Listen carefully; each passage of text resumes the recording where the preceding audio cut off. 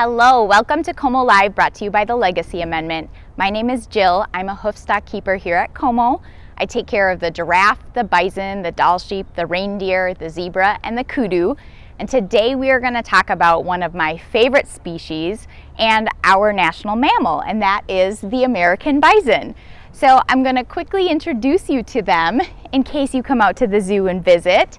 On the far left right now we have Yellowtag. She is our oldest bison. She's 16 years old, and the keepers at the time weren't very creative. When she moved here, she had a yellow tag in her ear and the name just kind of stuck. And at this point we don't want to change it.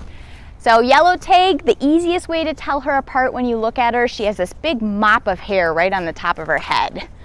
And if you look real closely, she's lost both of her horn sheaths. So she's lost the really pointy part of her horn, but she still has the cores intact. And if she turns sideways, she has the biggest belly out of our three. To her right is Bogo. Bogo is the only male we have here at Como. He is about 1,600 pounds. He's the tallest and the heaviest. And he is named Bogo because we were not aware he was arriving. We brought Bee, who's our last bison, coming right up close to Kelsey. Bee is 11 years old. She is mom to Bogo, and we actually brought Bee in as a companion for Yellowtag, and we didn't know at the time that she was pregnant, so we had a little surprise baby. Bee is right around 1,000 pounds, and she is much more what a normal wild female bison would look like. She's a little bit more petite. Thanks for coming over, Bee. So these are our three bison here at Como, and we wanted to talk about bison today because November is actually National Bison Month. Like I mentioned, they are our national mammal, and that was designated in 2016 by President Obama. And they are our national mammal because they have a really cool comeback story. Bison were on the brink of extinction in the late 1800s, and through a really neat collaboration between the U.S. Army, the Corps of Engineers, the Native American tribes, zoos, researchers, scientists, and farmers, we are able to bring them back. So their numbers right now are right around 500,000 in the U.S., and that includes both farmed bison and wild bison. The wild bison are doing okay. There's about 5,000 located in Yellowstone, and even here in Minnesota, we're trying to bring them back to the state parks. Our neighbors and friends to the south in Apple Valley are actually a part of the Minnesota DNR Bison Project. So if you have a chance, head out to Minneopa or Blue Mound State Park and you can actually see some of Minnesota Zoo's offspring. So that's all fine and good, but I want to talk about something fairly serious today, and it's a matter that's near and dear to my heart, and that is the misnaming of this beautiful beast.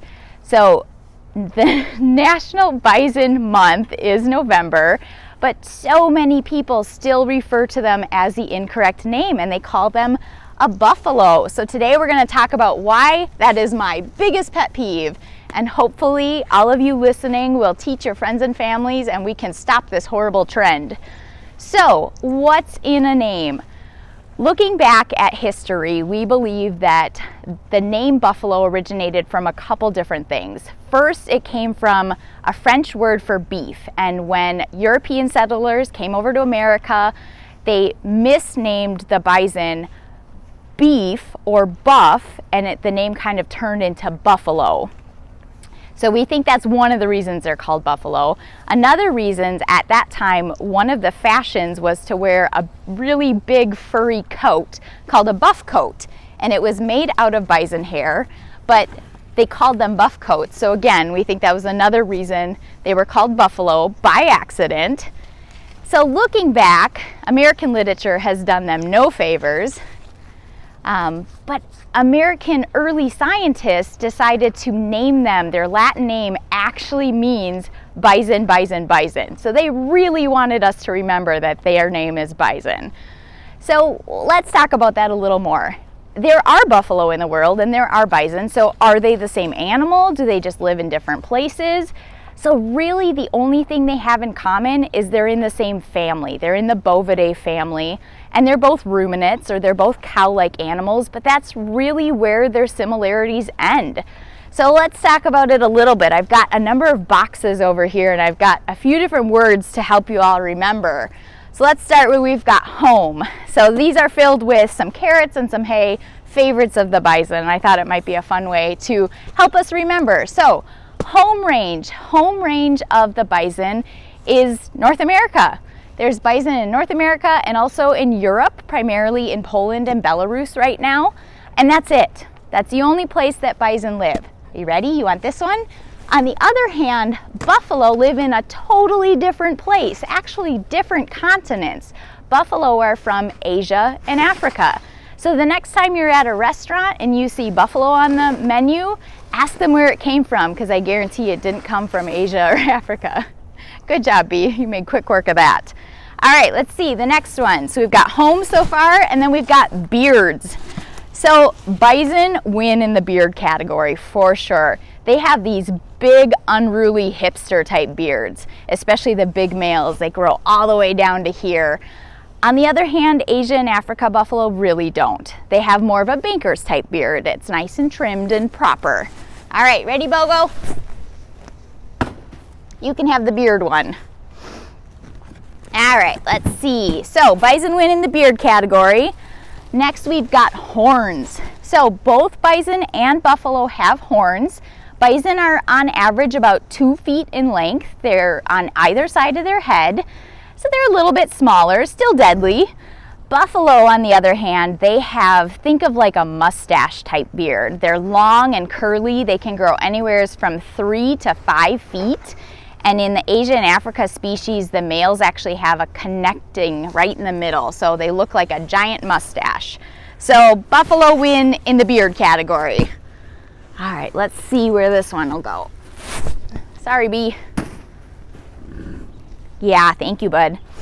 All right, so far we have beards, horns, home. Next, we're gonna talk about hair.